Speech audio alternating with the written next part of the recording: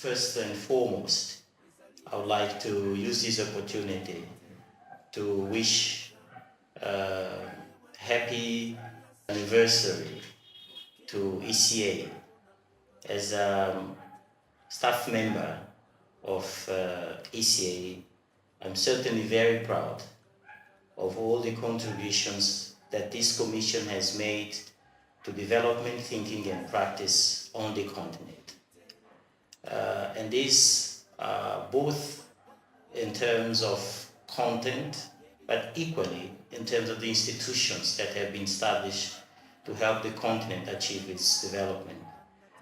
From the African Union Commission in its initial format, to the African Development Bank, to ECOWAS, to many other, the so-called ECA-sponsored institutions. I used to work for one of them in Tanzania, the Southern Eastern African Mineral Center. So many of the policy instruments that are famous on the continent, from the Lagos Plan of Action to the Alternative to Structural Adjustment Programs, all of them have ECA signature. So this is a very good legacy on which all of us are building their current contributions to the continent.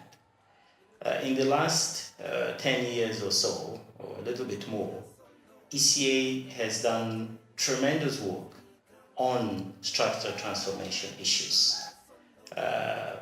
From a publication which for me I cherish it the most, is making the most of Africa's commodities. This was the Economic Report on Africa 2013, which basically argued that the continent's natural resources should serve as a basis for the country's structural transformation and industrialization. On the regional integration front, the Assessing Regional Integration series, which was started in the early 2001, so basically the time I joined ECA, has become the flagship publication on regional integration issues. It's the reference piece on regional integration, from which today we are celebrating things like the African Continental Free Trade Area. This is, let's say, the culmination of all of the thinking that started from the first edition on regional integration. I could name many other pieces.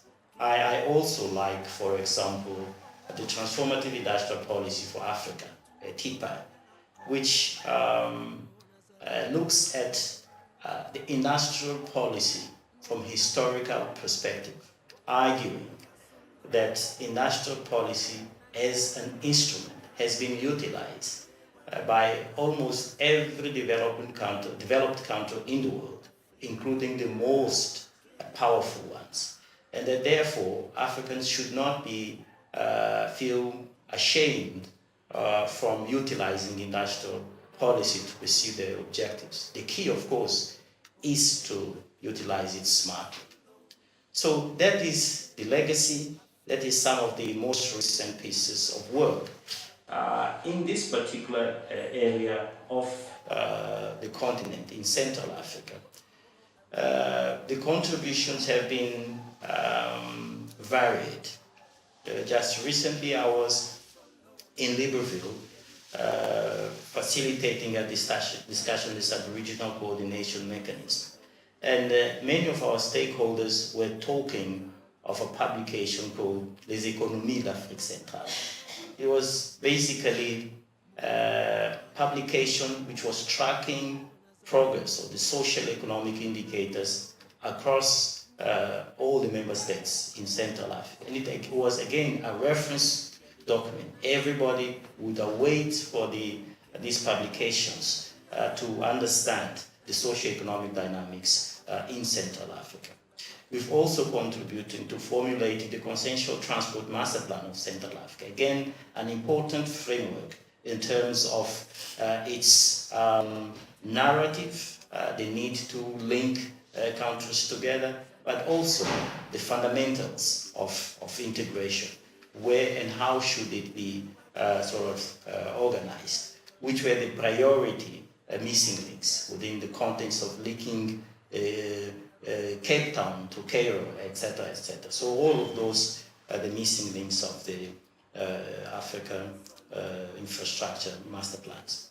So in 2017, we organized our statutory organ, the Intergovernmental Committee of Experts, on the theme Made in Central Africa, from a vicious to a virtuous circle.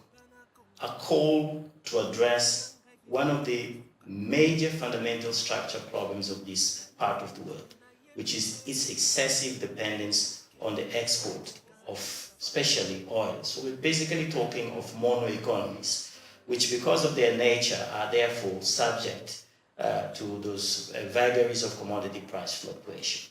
So the September 2017 ICE became a rallying point from which the region have recognized the importance of diversifying their economies. We are very happy today that, for example, His Excellency Paul Biya, in his inaugural speech quite recently on the 6th of November 2018, he has put nationalization, diversification at the center of its priorities for the next 7 years.